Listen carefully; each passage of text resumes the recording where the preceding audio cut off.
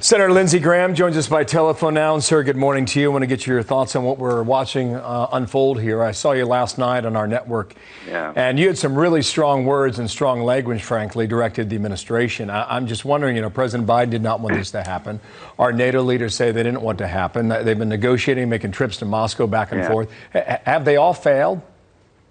Yeah, clearly they failed. But I just had breakfast with President Trump, and we were watching the stock market crash, and he was shaking his head and thinking everything was so unnecessary. But here's what's happened, Bill.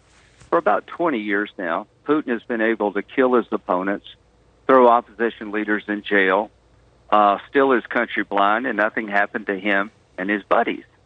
So what happens with unchecked power over time leads to moments like this. When you think there are no rules regarding you and what you can get away with, you tend to be very aggressive.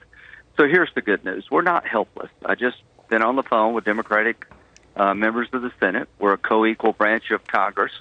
So we're going to come out with a task force designed to look at Putin as an individual, go after all the stuff he has stolen from the Russian people, and make life difficult on him as an individual, empowering the Department of Justice, State, and Treasury to go after Putin and his buddies. We need to have an economic embargo of basically all things Russia. I hate it for the Russian people, but why should we be traveling to Moscow freely and openly?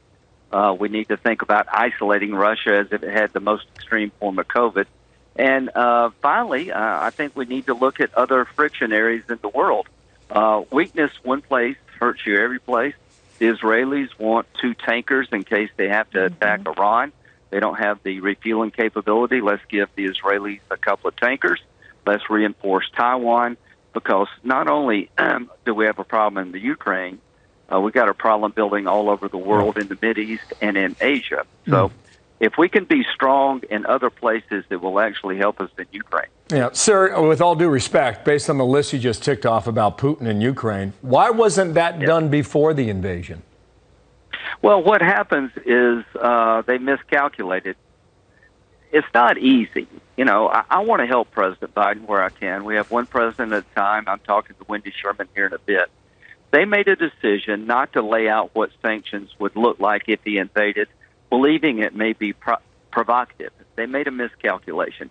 They thought if they laid low and created some mystery about what they would do, that would deter Putin. Well, when you're weak, you don't have the luxury of being mysterious or nuanced. Now, a strong person like Trump could say things, well, if you screw with me, all bets are off. That would actually chill people out because they believe he's strong. But when you're weak, you don't have the ability to be nuanced. So the fatal mistake here was not to let Putin and his cronies know what would happen to the Russian economy and them as individuals. The strategy didn't work, and insanity is doing the same thing over and over, expecting a different outcome. So we need to change the rules when it comes to Putin. Sir, thank you for your time, and we'll follow up with you after your meeting there with Wendy Sherman. Thank you. Lindsey Pray for our Graham. folks in Ukraine. Thank you. Yeah, indeed. Thank you, sir.